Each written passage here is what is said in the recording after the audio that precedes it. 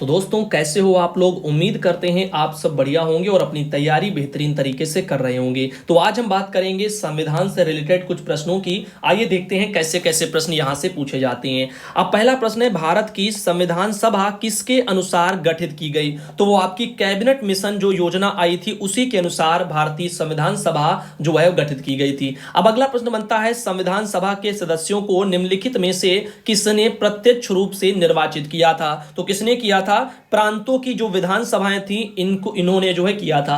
अगला प्रश्न बनता है, संविधान सभा की प्रथम बैठक कब हुई थी। तो प्रथम बैठक कब हुई, 9 दिसंबर 1946 को हुई थी। अब अगला प्रश्न बनता है, संविधान सभा के उद्घाटन अधिवेशन की अध्यक्षता किसने की। तो वो किसने की थी, सच्चिदानंद जो सिन्हा थे इन्होंने की थी। अगला प्रश्न बनता है, संविधान सभा के स्थायी अध्यक्ष कौन थे। तो आपके राजेंद्र जो प्रसाद जी हैं यही आपके स्थायी अध्यक्ष थे संविधान सभा के। अगला प्रश्न बनता है, भारतीय संविधान सभा की प्रारूप समिति के अध्यक्ष कौन थे। तो यह भी काफी बार पूछा गया है। तो आपके बी.आर. अंबेडकर जी यानी भीमराव अंबेडकर जी जो है यहां पर थे। अब साथ ही संविधान सभा का संवैधानिक सलाहकार किसे नियुक्त किया गया है। तो वो जो है बी.एन. राव जी को जो है किया गया था। किसको किया गया था, बी.एन. राव जी को किया गया था। संविधान सभा का संवैधानिक सलाहकार नियुक्त किया गया था। इस तरह से ये जो प्रश्न मैंने बताए हैं ये मोस्ट इंपॉर्टेंट है। ये हर एक एग्जाम में पढ़ाए जाते हैं, चाहे आप किसी भी एग्जाम की तैयारी करो कंपटीशन लेवल पर, सब में ये आपको संविधान से रिलेटेड तो पता होनी ही चाहिए। अब देखिए अगले प्रश्नों पर चलते हैं। इस बार मैं क्या कर रहा हूं, आपको जूम करके बहुत ज्यादा नहीं दिखा रहा। रीजन ये है कि ऐसे देर तक आपके सामने सभी प्रश्न बने रहेंगे और आप जो जिनका स्पीड भी थोड़ा स्लो है वो भी क्वेश्चन को अपनी आंखों से भी थोड़ा देर तक देख पाएंगे और शायद याद रखने का प्रयास भी कर पाएंगे। अगला क्वेश्चन आपके सामने आ चुका है, क्वेश्चन नंबर 8 जो है, संविधान सभा में उद्देश्य प्रस्ताव किसने प्रस्तुत किया था। तो जवाहरलाल नेहरू जी थे, इन्होंने प्रस्तुत किया था। डी वाले ऑप्शन में मिल रहे हैं, यही आपके राइट हो जाएंगे। संविधान सभा ने अंतिम रूप से संविधान को कब पारित जो है कर दिया। तो वो कब किया, अगर आपको पता है तो बताओ, तो वरना मैं बताऊं तो 26 नवंबर 1949। हर कोई रट्टा मार ले, मोस्ट इंपॉर्टेंट। अगला, भारतीय संविधान किस दिन में पूर्णतया लागू हुआ था। तो पूर्णतया लागू 26 जनवरी 1950 को हुआ था। भारत गणतंत्र कब बना, यह ध्यान रखना पूछा जा रहा है। तो ये 26 जनवरी 1950 को भारत जो है गणतंत्र बना।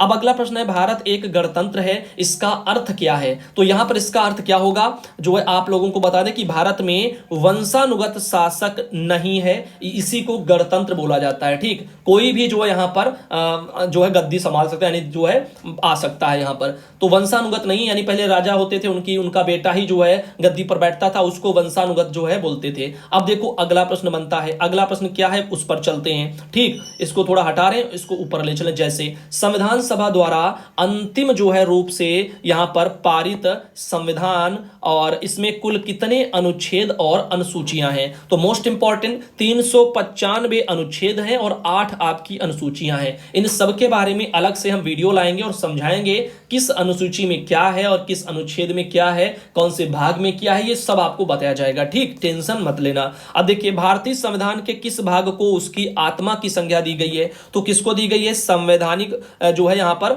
उपचारों के अधिकार को जो है यहां पर दी गई है। अगला है, भारतीय संविधान की कौन सी विशेषता इंग्लैंड से ली गई है। तो संसदीय जो प्रणाली है ना उसको इंग्लैंड से लिया गया है। वर्तमान में भारतीय संविधान में कुल कितनी अनुसूचियां हैं। अनुसूचियां पूछी जाए तो 12 अनुसूचियां हैं, याद कर लेना। भारत संघ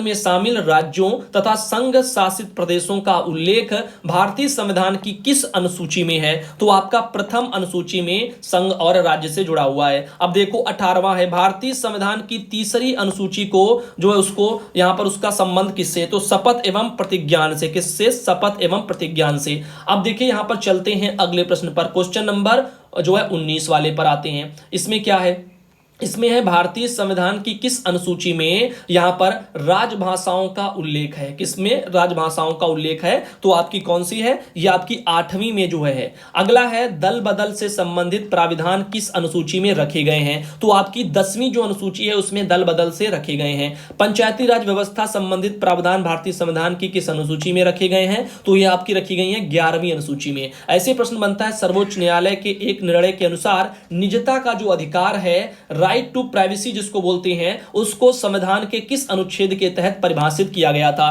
तो वो अनुच्छेद आपका जो 21 है उसमें किया गया था। ऐसे प्रश्न बनता है, जो है भाषीय आधार पर गठित भारत का प्रथम राज्य आपसे पूछ रहा है, तो वो कौन था, आंध्र प्रदेश था भाषीय आधार पर। अब देखिए अगला प्रश्न बनता है, पांडुचेरी को किस वर्ष भारतीय संघ में शामिल किया गया था? तो वो किया गया था 1954 में, जो कि बी राइट है। भारतीय संविधान निम्नलिखित में से किस जो है और कौन सी नागरिकता प्रदान करता है? भारतीय संविधान निम्नलिखित में से कौन सी नागरिकता प्रदान करता है, ये पूछ रहा है। तो एकल नागरिकता हमारा भारतीय संविधान प्रदान करता है, एकल नागरिकता।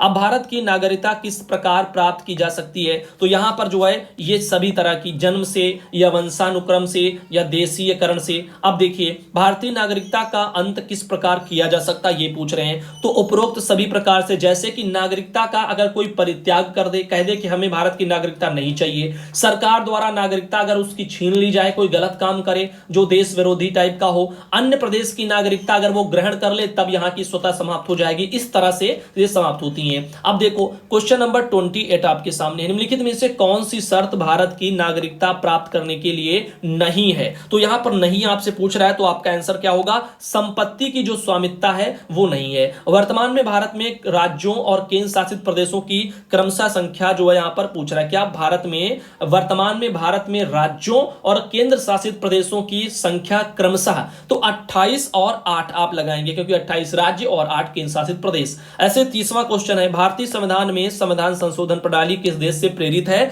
तो दक्षिण अफ्रीका से ये जो है संविधान संशोधन की प्रणाली आपकी जो है प्रेरित है। ऐसे ही देखो आपका क्वेश्चन नंबर अब चल रहे हैं 31 की तरफ, जो कि आपके सामने आ चुका है। निम्नलिखित में से कौन संविधान की जो है यहां पर विशेषता है? तो कौन विशेषता है? उपरोक्त सभी है। लिखित संविधान है, नम्य एवं अनम्य का मिश्रण है, लोकतांत्रिक यहां पर व्यवस्था है, ये सब। तो मूल अधिकार और नीति निर्देशक सिद्धांत और यानी मूल कर्तव्य, इनसे जुड़े भी प्रश्न हमारे यहां पर बनते हैं। आइए देखते हैं कैसे कैसे प्रश्न वो बनते हैं। तो क्वेश्चन नंबर है, भारतीय संविधान में नागरिकों को जो उनके मूल अधिकारों का वर्णन है, यानी भारतीय संविधान में नागरिकों के जो मूल अधिकार हैं उनका वर्णन किसमें है? तो अनुच्छेद 12 से लेकर के 35 के बीच में है। वर्तमान में भारतीय नागरिकों को कितने मूल अधिकार प्राप्त हैं? तो कितने हैं? 6 प्राप्त हैं। अब 34वां है, मूल अधिकारों को परिवर्तित करने की शक्ति किसको जो है प्राप्त है? तो ये आपके उच्चतम जो है उच्च एवं उच्च न्यायालय को, उच्चतम उच्च एवं उच्च न्यायालय यहां पर ऑप्शन दिया हुआ है, अब आप यही लगाएंगे। अगला जो प्रश्न आता है, प्रेस की स्वतंत्रता, किसकी? प्रेस की स्वतंत्रता, इसका अधिकार किसमें निहित है? तो वो किसमें निहित है? अनुच्छेद 19 के 1 में जो है निहित है। संपत्ति के अधिकार को किस संविधान संशोधन के द्वारा मूल अधिकार से हटा दिया गया है? तो वो 44वें संविधान संशोधन के द्वारा हटा दिया गया। वर्तमान में संपत्ति का अधिकार एक प्रकार का क्या रह गया है? एक प्रकार का विधिक अधिकार सिर्फ रह गया है। अब अगला देखो, किस अनुच्छेद के द्वारा 6 से 14 वर्ष तक के जो बच्चे हैं इनके लिए शिक्षा का अधिकार मूल अधिकार माना जाता है? तो यह आपका अनुच्छेद 21 का ए हो जाएगा। ऐसे ही अब चलते हैं अगले प्रश्न पर आते हैं। इसमें हम 50 क्वेश्चन का ही देने का प्रयास आपको करेंगे, और ताकि वीडियो ज्यादा ना हो। सुबह आप लोगों ने जो है, यानी कल तो आप लोगों ने काफी प्रश्न किए, आज भी अगले वीडियो में आपको फिर शामिल कर लेंगे। अब देखो यहां पर अगला है, मत देने का अधिकार होता है। तो मत देने का अधिकार आपसे पूछ रहा है किसको होता है? तो वो होता है आपका राजनीतिक अधिकार टाइप का है, मत देने का अधिकार, इसको क्या बोलते हैं? राजनीतिक अधिकार। अब देखिए अगला 41 नंबर, भारतीय संविधान के किस अनुच्छेद में राज्य के नीति निर्देशक तत्वों का उल्लेख है? तो अनुच्छेद आपके 36 से जो 51 है इसमें है। संविधान में कल्याणकारी राज्य की अवधारणा किसमें निहित है पूछ रहा है, तो वो किसमें है? नीति निर्देशक जो है तथ्यों में यहां पर है। अगला, नीति निर्देशक सिद्धांत है, तो क्या है? वाद योग्य ये नहीं है, आपका यही राइट होगा। अगला है, भारतीय नागरिकों के लिए एक समान सिविल संहिता का उल्लेख किस अनुच्छेद में है? तो वो आपका अनुच्छेद जो है 44 में है। ऐसे ही प्रश्न बनता है आपका 45। तो 45 में है, भारत के किस राज्य में समान नागरिक संहिता लागू है? तो किसमें लागू है? गोवा में लागू है। राज्य के नीति निर्देशक सिद्धांतों के अनुसार किस आयु तक के बच्चों को निःशुल्क एवं अनिवार्य शिक्षा देने की आशा की जाती है? तो आप सबको पता है 14 वर्ष। साथ ही भारतीय संविधान में मूल कर्तव्यों की वर्णन किस अनुच्छेद में है? तो वो किसमें है? अनुच्छेद 51 के का में है। साथ ही संविधान में मूल कर्तव्यों की प्रेरणा किस देश से ली गई है? तो किससे ली गई? पूर्वज सोवियत जो संघ है उसी से ली गई है। अगला प्रश्न बनता है, वर्तमान में संविधान में मूल कर्तव्यों की कुल संख्या पूछ रहा है कितनी है, तो वो कितनी है, 11 है। ऐसे ही संसदीय प्रणालियों से बनते हैं, जिनमें से एक क्वेश्चन आप आज बता रहे हैं अभी, बाकी के जो 50 से ऊपर के होंगे वो अगले वीडियो में शामिल करेंगे। भारतीय जो है संसदीय प्रणाली किस देश से प्रेरित है, तो वो किससे है, आपकी ब्रिटेन से जो है यहां पर प्रेरित है। ऐसे क्वेश्चन यहां पर बनते हैं। अब ऐसे ही आपके बहुत सारे भी क्वेश्चन हैं, आपको हम एक सरसरी नजर में दिखाना चाहेंगे। टोटल अभी 143 तक आपको चलना है, अभी 50 तक ही आप जो है आ पाए हैं, तो बाकी के जो शेष हैं उनको अगले अगले वीडियो में ऐसे शामिल कर लेंगे। टेंशन मत लेना, बहुत ही तेजी के साथ आपके सभी क्वेश्चन हो रहे हैं, बहुत कुछ आपने कंप्लीट कर लिया है। अगर आप वीडियो देख रहे हैं और जरूर उन वीडियो को 2-2 बार कम से कम देख चुके हैं, तो यकीन मानिए आपको बहुत कुछ होगा जो याद होगा। जो जितनी बार देखेगा उसको उतने ही ज्यादा क्वेश्चन याद बने रहेंगे, ये यहां पर ध्यान देना। अब बाकी आप चाहो तो नोट करो, लेकिन नोट करने की आवश्यकता नहीं है। आप चाहो तो बस वीडियो खोल लो और अपना काम करते जाओ, सुनते जाओ, रट्टा मारते जाओ, कुछ ना कुछ दिमाग में बातें बैठते ही जाएंगी, याद